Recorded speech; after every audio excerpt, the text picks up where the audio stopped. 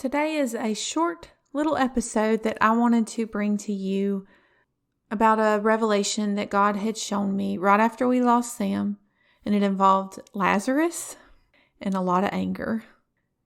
I wanted to share this story with you to encourage you if you're dealing with anger in your journey and your story and why things turned out the way they did. I really want you to tune in to this episode because I believe it'll minister to you and encourage you that it's okay. It's okay to be angry. And I know this because I was too. And this is my story of how I got through the anger and to the other side of peace. I pray this episode blesses you. Hi, my sweet friend. Welcome to Unlocking Joy After Grief. My name's Courtney, wife, mom of 6 kiddos, one in heaven waiting for us. And that's why I'm here. I know how you feel, that all-consuming pain and grief, the sleepless nights, wrestling with the question why. That's exactly how I felt when we lost our 4-year-old Sam. And it's my joy to share with you everything this journey has taught me. So if you're ready for biblical encouragement, first-hand lessons, and support from a fellow grieving mama, then let's lace up our shoes and begin walking this road together. So I was on Facebook the other day, and one of my friends had shared a recent song by Corey Asbury. And it was just like a short clip. It was about a minute long. But the lyrics in the song really touched my heart. And it actually reminded me of something that happened shortly after we lost Sam. So I wanted to hop on here and kind of share it with y'all because I think it would encourage you in this journey that you're having to walk. Because there are a lot of emotions that we experience, and they're kind of all over the place. And one of the emotions that I felt, and I know that probably a lot of y'all have felt too, is anger. Angry at the disease that took your child, if you were like me and it was something health related. Angry at the accident that happened that took your child. Angry at whatever situation caused you to have to walk this road and lose your child. And even angry at God. And I know that's not something that people like to talk about. It's kind of hush. Don't get angry with God. But you know what? This life is so hard, and what we're having to walk through is so hard. And I believe after this episode that you'll see that emotion that you felt when you got angry with God is okay. And not only is it just okay, but He understands. So I'm going to link the song that I'm talking about in the show notes if you wanted to listen to Corey sing it. But I wanted to just say the lyrics to it because they're so powerful. And then I'm going to share with you a few things that God showed me after I lost Sam. So the lyrics are, sometimes marriages don't work and sometimes babies die. Sometimes rehab turns to relapse, and you're left just asking why. And for all the prayers I've prayed, I still wonder if He's real. And if He is, how is He choosing who He does and doesn't heal? I've tried to run from Jesus. I've started holy wars. I've tried the patient waiting and kicking down the doors. I've cursed His name in anger with my fist raised to the sky. And in return, all He's ever been is kind. Those lyrics are so raw and so real. And for people who haven't had to walk through a loss like we have, they might not understand when He said, I've cursed His name in anger with my fist raised to the sky. But all of us who have walked through something so hard, and maybe it's not losing a child if you're listening to this and you haven't had to walk through losing a child. We've all gone through something that's so hard that we don't know how we're going to make it through. Something that could cause you to question, why, God? Why did it have to be this way? And it could even make you angry. But that last line, in return of what? In return of me questioning you, asking why it had to be this way. Why didn't you heal my son the way I wanted you to heal my son? In return of all those hard emotions, He's kind and He's good. And like I said, when I heard this song, it reminded me of something God showed me. And I wanted to share that with y'all because I think it'll be encouraging. We had just lost Sam, and it was the days leading up to the funeral. We had to wait a little bit longer to have his funeral because he died on July 1st. So it would have been right around July 4th when we would have had the funeral normally. So we had to push it back a few days. And so the days leading up to the funeral, I didn't want to be in my house. I didn't want to be in the place where we lost him. I didn't even want to set foot in the house. So we went to my mom's house and we spent the night there for a few days. And one of those days I had gotten up, and before I went upstairs where everybody else was, I don't know what made me start thinking about it, but I started thinking about Lazarus and how Jesus wept over his friend's death. I used to think that he cried because his friend had died. And then it hit me.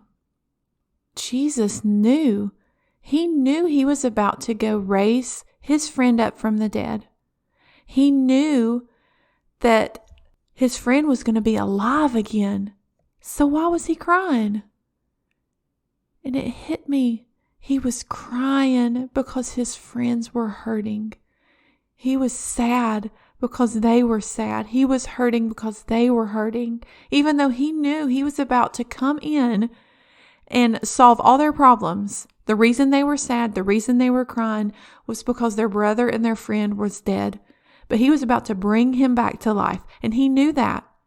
But he stopped and cried because I believe that he felt that hurt that they were feeling. And it hurt him so much that he stopped and he cried with them. And after I had that revelation of this particular story in the Bible, I got a vision in my head. And it was me on the floor. I was on my knees and I had my arms crossed over my chest and I was rocking back and forth and I was wailing and crying over Sam not being here and us losing him.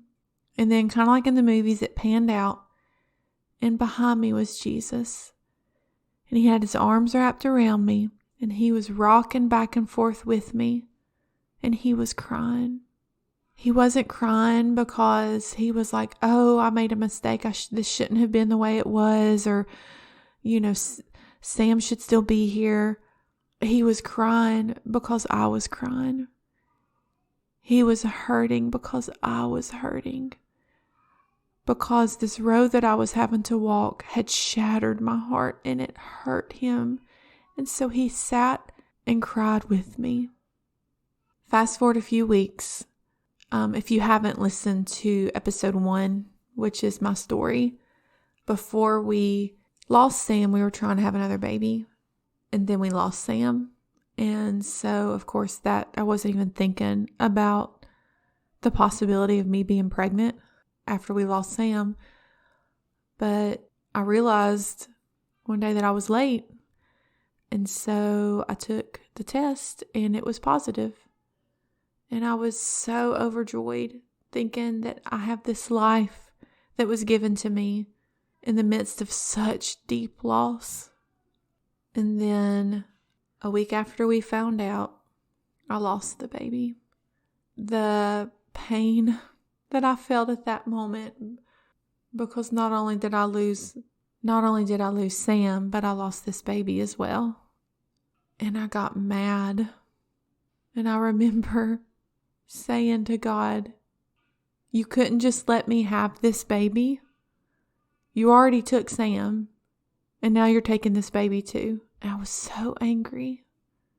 And it was at that moment that I got another vision. And this time I was on the floor, same position, on my knees, rocking back and forth. But this time I was screaming at God. I was so angry and so hurt. And it panned out again. And Jesus was behind me, holding me, the same way He was holding me when I was broken and hurting. He was holding me as I was screaming out of my hurt and out of my anger, loving me just the same way He did when I was on the floor crying and broken. Psalm 146:17 says He is filled with kindness. And it's that kindness and that goodness that will hold you no matter if you're on the floor wailing and crying out of the deep grief and hurt and pain that you're having to go through, or you're kneeling on the ground screaming at Him out of anger and hurt. That kindness and that goodness will hold you either way. There is nothing that makes sense in this journey. You will feel every single emotion that is out there, including anger. And so if you have felt that anger that your baby is not here anymore, I want to encourage you that your anger doesn't scare God. He can take it. And I even say He understands. And He will hold you with His love until that anger goes away and you sit and cry in His arms. He'll never leave you. I shared this story after it happened on my Facebook page, my personal profile, and I had someone comment and say they had a similar situation happen with them where they got angry with God, and they said they were waiting for lightning to come down and strike them because they were angry at God. But she said instead she felt Him pull her a little bit closer and say, "Now this is real." Because friends, He knows. He knit you together in your mother's womb. He knows every single part of you. So don't you know that He knows that you're feeling angry? He wants you to open up to Him about it so He can minister to you, so He can pour out His peace on you and replace that anger with His peace. Now, I will say, I never got the answer to the question why. Why did this happen? That I was screaming out to Him, "Why did you do this? Why? Why?" I still don't know, friends. But what I do know is that He has walked with me every single step of this broken road that I've had to walk. He has never left me, not one second. I would cry out to Him and He would be there instantly with His peace. And so while I don't know why, and I never got that answer, the answer that I did get, that He is always there, is enough for me. If you're feeling that, if you're feeling that anger on why is this happening, that's okay. It's okay to feel that. God isn't scared. He can take your anger. He can take it. And in fact, He is going to take it in place. He'll give you His peace. Surrender that emotion to Him. Surrender all of it to Him. Don't hold any of it back. But I just want to say this in closing. Don't stay there. Don't camp out in that anger, because then you'll grow bitter, and that will turn you away from God, who is the one who can help you get through this. So feel the anger, right? Don't be afraid to just let it all out. But then I don't want you to stop there. I don't want you to camp out there in that anger. I want you to allow God to take that anger and turn it into peace. Keep walking, keep going, friends. Don't stop there. Allow Him to minister to your heart, give you that peace, and keep walking this journey. And He will keep healing your heart until you don't feel anger anymore. Like me, you might not know the answer why this side of heaven, why things had to turn out the way they did. But what you will have is peace, that He is good and He is faithful and He will never leave you. Love you, friends. Hi, friend. I hope this episode blessed you. The best advice I can give to be able to make it when a storm hits your life is to know who God is before it even starts to rain. I've created a free 31-day scripture calendar that will help you get to know who God is, His character. You can find this calendar plus bonus journaling pages and scripture cards all for free at unlockingjoy.com/God's character. This will also be linked in the show notes. I pray the foundation of your faith will be strengthened as you journey into the heart of the Father. I'll see you next week. Love you, friend.